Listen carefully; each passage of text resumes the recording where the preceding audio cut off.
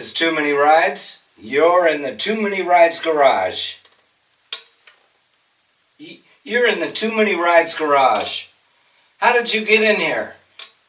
Today we got a muffler shootout of sorts. It's nothing technical. There's no dynos, there's no DBs. It's all up to you to use your eyes and ears to decide if you like a muffler sound or you don't like it. And I got a really quick shot of them here for you. Take a look.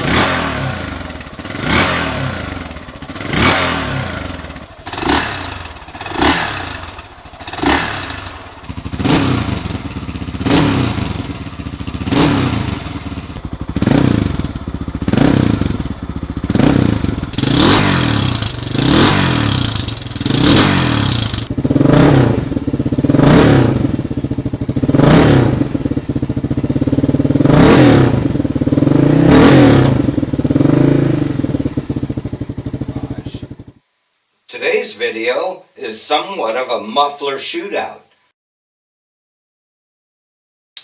We're talking 2000 XR600R with all stock OEM components. Stock air box, muffler, motor. I don't think the motor's ever been rebuilt. Stock header. So it's all up to snuff and normal. Nothing is altered on this exhaust system. 2000 XR600R. The OEM exhaust system from 91 through 2000 is pretty much the same. There is a difference in the early ones, like 91 and 92 have a much smaller hole right here. And there's kind of a different tail end. So the output hole is smaller. Mounts on your bike with 2 bolts right up here at the muffler underneath the seat and right down here where it hooks up to the header. Where it hooks up to the header, it comes with a factory clamp and has a regular asbestos gasket that it uses to seal up against the header. And there's a shield here to protect your brake system and its line from excessive heat. As well, on that shield, there's a little red nub that you can look up in the parts manual. The nub goes right down in there. It's kind of hard to see. I'll show you the nub if I can get you a view of. Okay, there's the nub.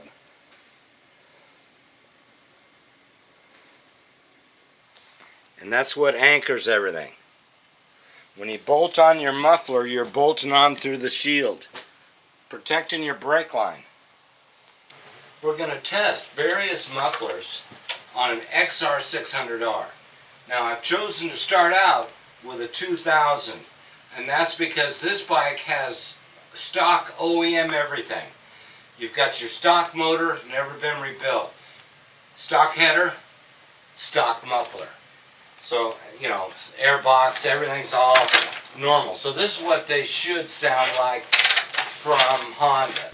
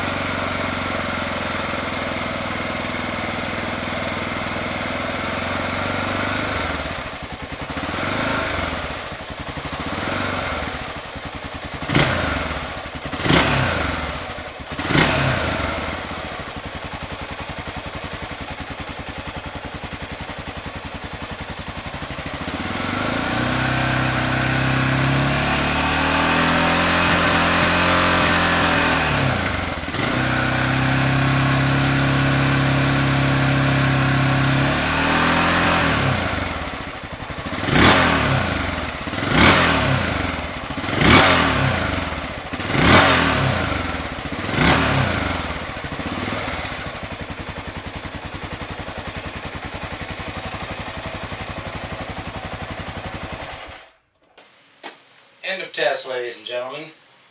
This is going to be a quick check. You're only going to get like throttle and some braps out of each one consecutively.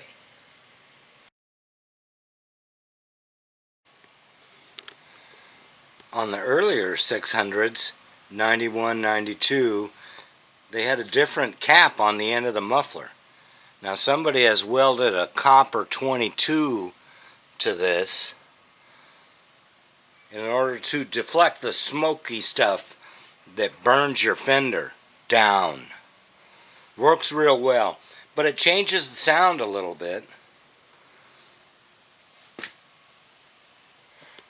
On the 92 Honda, everything's the same as the 2000, the rest of the way down.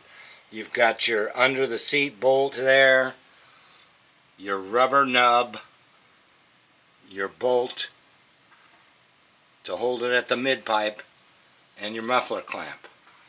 It's all the same header, same guard.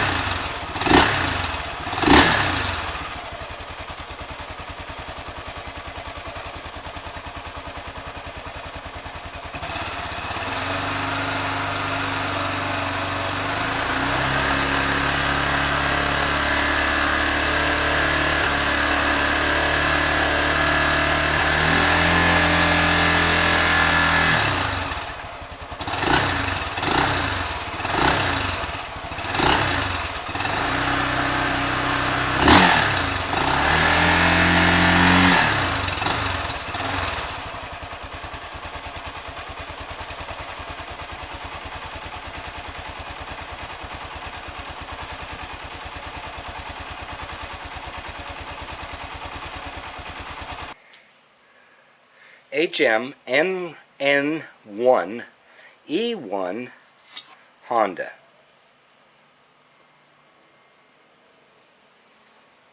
That's a 1991 muffler, and once again I've got it on there because it has less dents than my 92. And somebody had already welded on a tailpiece here to divert the smoky exhaust down and away from the fender. Have you ever seen a burnt fender?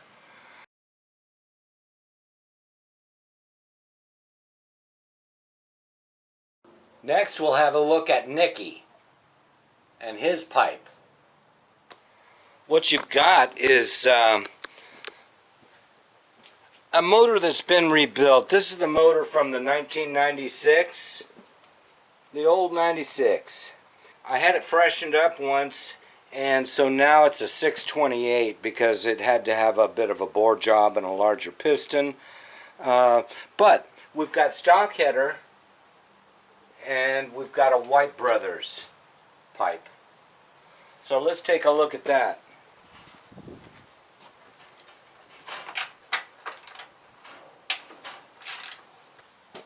Okay, so here's the pipe, stock header, and the White Brothers pipe does not use any kind of gasket between the header and the mid pipe. And this mid pipe is specifically tuned for the muffler to go on an XR600 without any jetting changes. So it comes with a nice nickel plated clamp there.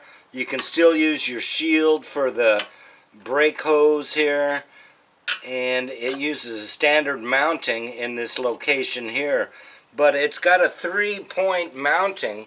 You have a mounting here and here as well, which I think is totally necessary. White Brothers pipe, part of the E series, and they specifically designed it for the XR600.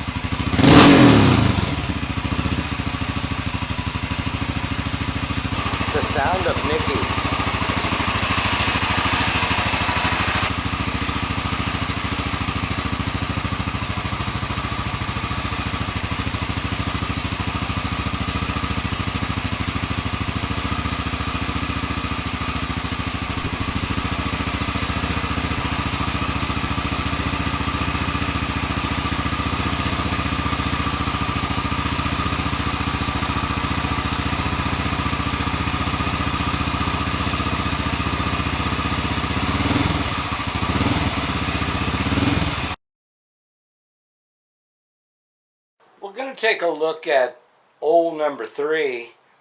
It's a 2000 XR, unmodified, never been rebuilt, stock header. It's got an FMF PowerCore 4 on it.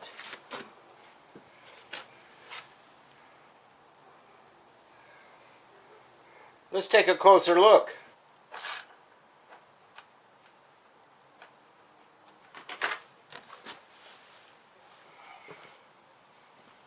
Yeah, there you go. There's the PowerCore 4. It's not a Q4. I'm not sure what the difference is, but let's hear the bike and try to figure out how it sounds.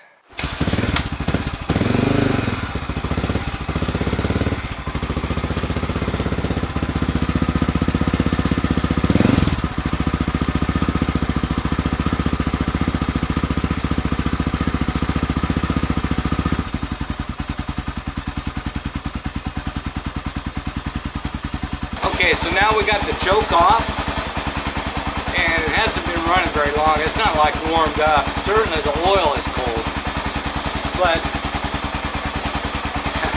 you can see how well-mannered this bike is. This is a dynamite machine right here.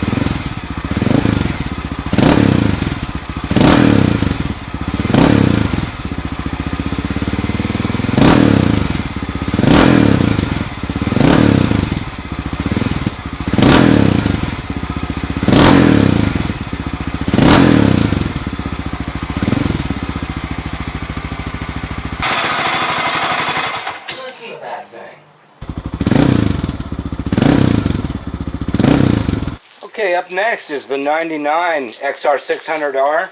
Oh, what a nice bike. This bike is, it's got a little bit of patina on it from sitting around. If you look, okay, right there, kind of like deterioration of the surface on the rim. But other than that, it's really, really nice.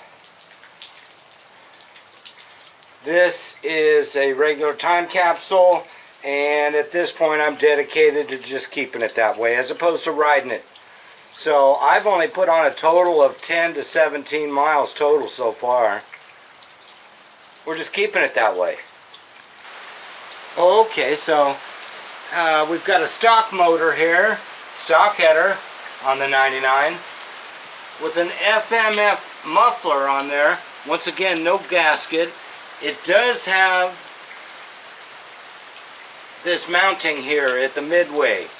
However, it's not incorporating the heat shield to help protect our brake line. And you got to watch out. Like for instance, this one's right up against there. It's supposed to be tucked under here and away from that. I'll have to look into that later. Anyway, it's the FMF MegaMax. Unbelievable. MegaMax 2. Looks like we have a total of 1, 2, 3, 4, 5, 6, 7, or 8 discs in there. It's got a deflector shield to prevent from burning the rear fender. And it looks like it's successful at that. Now I gotta say, this is probably the loudest muffler of the bunch. So let's have a listen. Okay, ladies and gentlemen, get yourselves ready. Get ready for the FMF MegaMax 2. Here we go.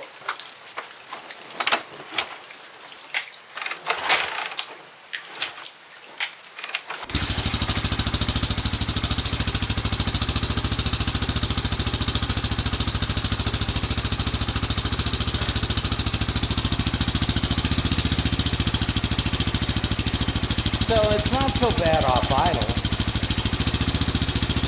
but wait until you hit that throttle.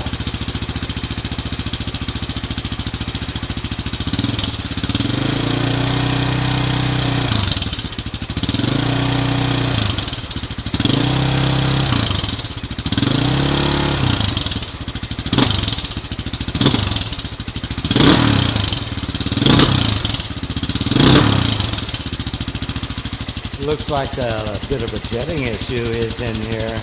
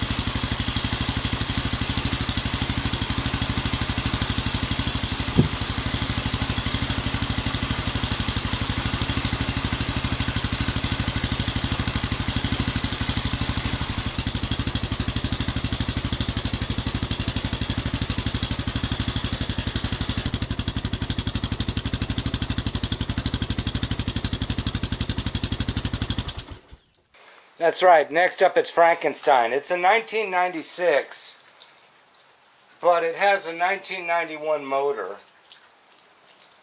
It's got an XR600r rear wheel, and the front hub is composed of a 91 with a 2000 rim laced to it, and it's got a set of 1991 forks on it, IMS tank, SuperTrapp muffler.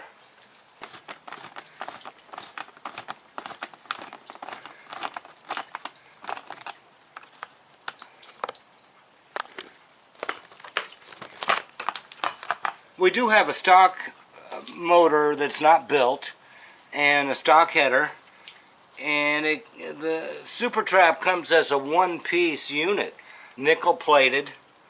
It's got a nickel plated clamp on there. It does not take a gasket. It does not use the mid-pipe bolt down area, and it does not have a heat shield. How's it doing?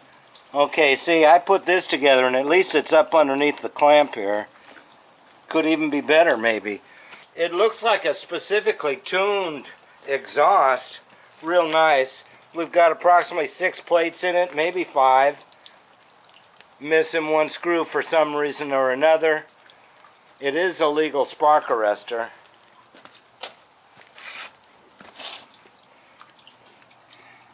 And looks like it's got some tire rub going on there. Other than that, good stuff, huh? I call it Frankenstein because it's got parts from so many different bikes.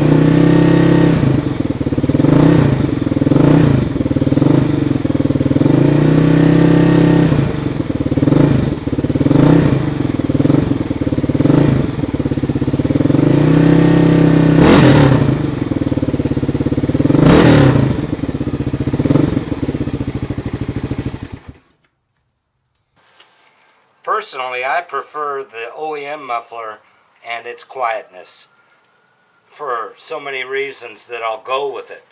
I do like the power that you can get from an alternative muffler. A little edge, a little sound, but in general it's great to have that quiet bike. It is. Well, maybe not for you.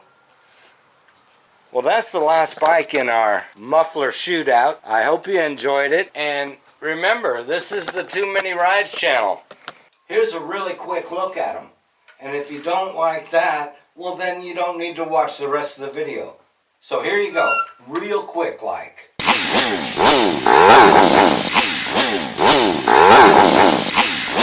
But it's nothing technical. There's no dyno readouts. There's no dBs being taken. It's all up to you to use your ears and your eyes to decide what you think is the better muffler. Aren't you in the Too Many Rides garage today?